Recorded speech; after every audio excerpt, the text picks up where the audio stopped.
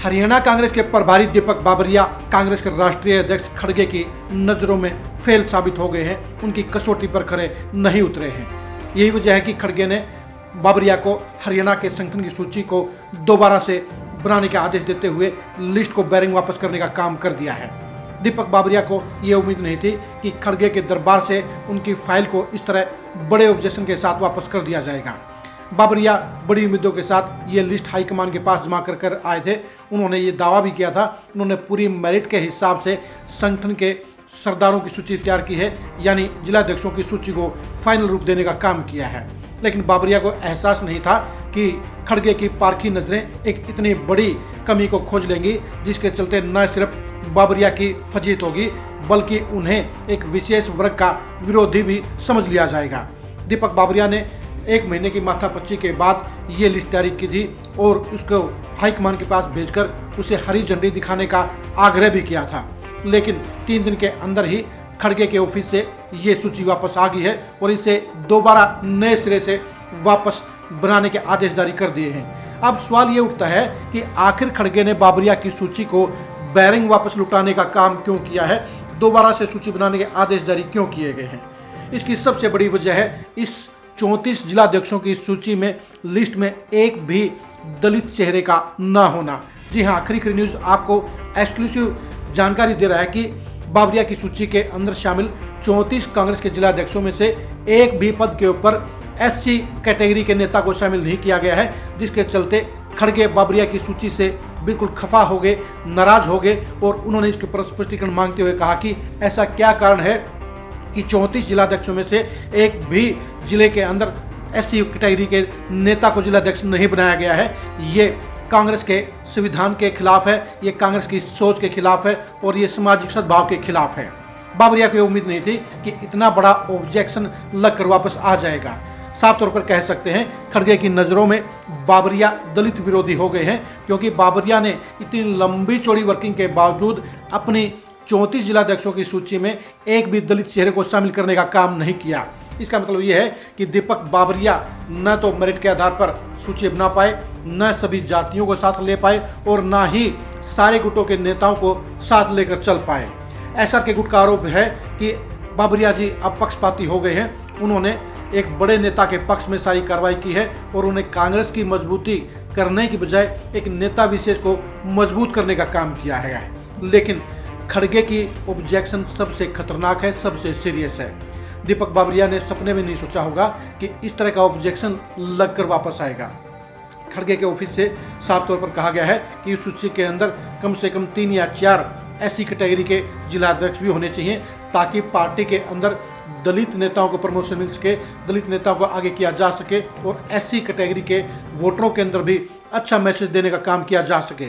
दीपक बाबरिया की सूची के ऊपर खड़गे का ये ऑब्जेक्शन एक गंभीर मायने रखता है, एक बड़ा सियासी संदेश है, जिसके तहत साफ तौर पर कह दिया गया है कि हरियाणा के संगठन के अंदर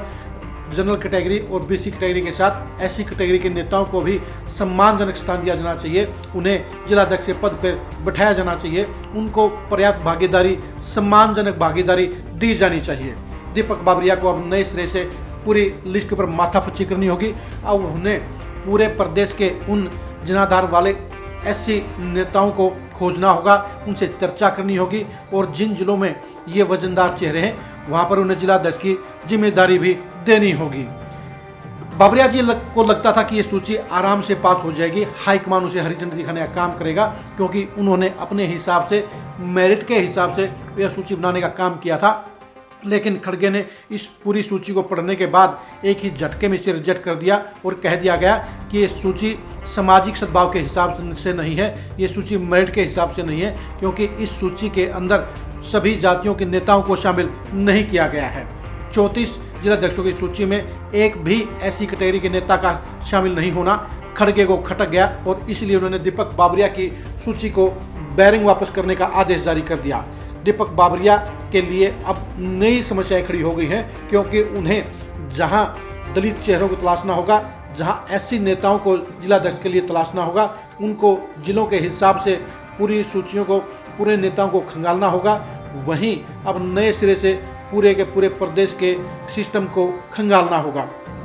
34 जिलाध्यक्षों की सूची के अंदर एक भी दलित नेता के लिए बड़े नेताओं का नाम प्रस्ताव न करना भी कांग्रेस के सिस्टम पर सवालिया निशान खड़ा करने का काम कर रहा है। लेकिन बाबरिया जी ने इस तरफ ध्यान ही नहीं दिया और उन्होंने जहां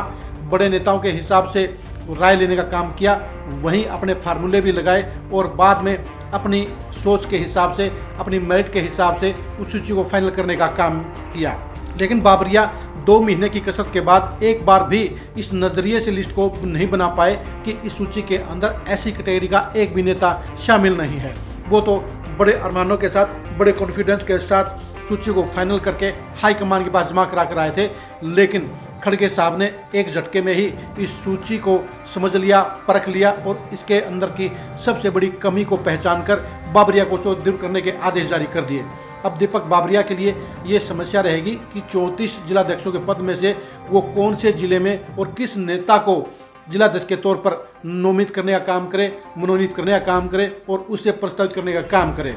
अब बाकी के सारे ही बड़े नेताओं के लिए, यानी भूपेंद्र सिंह हुड्डा के लिए, दीपेंद्र हुड्डा के लिए, कुमारी शैलजा के लिए, रणदीप सुरजेवाला के लिए और किरण चौधरी के लिए भी अब ये जरूरी हो गया है कि वो अपने प्रस्ताव वाले जिलों के अंदर ऐसी नेताओं को जिलाध्यक्ष के तौर पर प्रस्तावित करें, क्योंकि अगर जो भी नेता अब नए सिरे से इसके लिए प्रस्ताव नहीं देगा, उसको एक बड़ी समस्या का सामना करना पड़ सकता है और मजबूरी में सभी नेता अब जिलाध्यक्ष के तौर पर अपने अपने इलाकों में एक एक या दो दो दलित चेहरे को जिलाध्यक्ष बनाने का प्रस्ताव दे सकते हैं। अभी तक कांग्रेस के इतिहास को अगर आप देखेंगे तो कांग्रेस के अंदर बेहद गिने चुने मौकों पर ही कांग्रेस के जिलाध्यक्ष बनाए गए हैं, जहां प्रदेशाध्यक्ष के तौर पर लगातार पिछले 3 बार से दलित नेताओं को प्रदेशाध्यक्ष बनाया गया है। वहीं अब वर्तमान समय में जिलाध्यक्षों की सूची के अंदर इस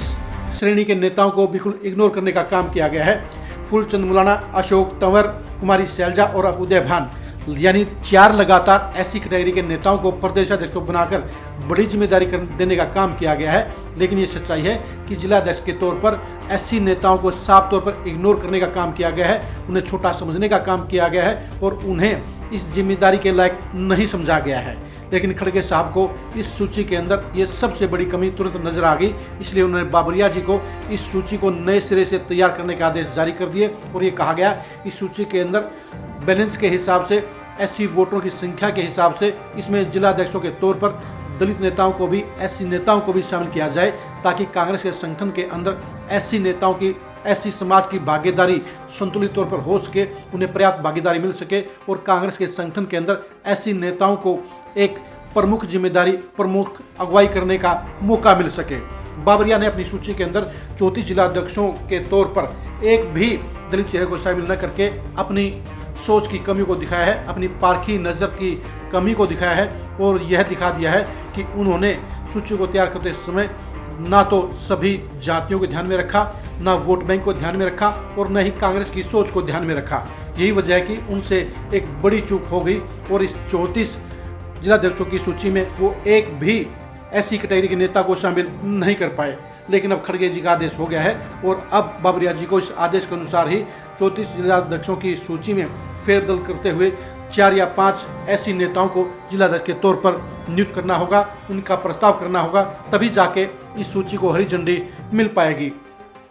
बाबरिया जी की नई सूची को जानने के लिए आप खरी खरी न्यूज़ के साथ बने रहिएगा। बाबरिया जी के नए चैलेंज को समझने के लिए आप खरी खरी न्यूज़ के साथ बने रहिएगा। ऐसी नेताओं को प्रस्ताव करने के लिए, बड़े नेताओं की सोच को, बड़ी नेताओं के नामों को जानने के लिए भी आप खरी खरी न्यूज़ के साथ बने रहिएगा। आप हमारे फेसबुक पेज को लाइक कीजिए, आप हमारे यूट्यूब चैनल को सब्सक्राइब कीजिए। नमस्कार।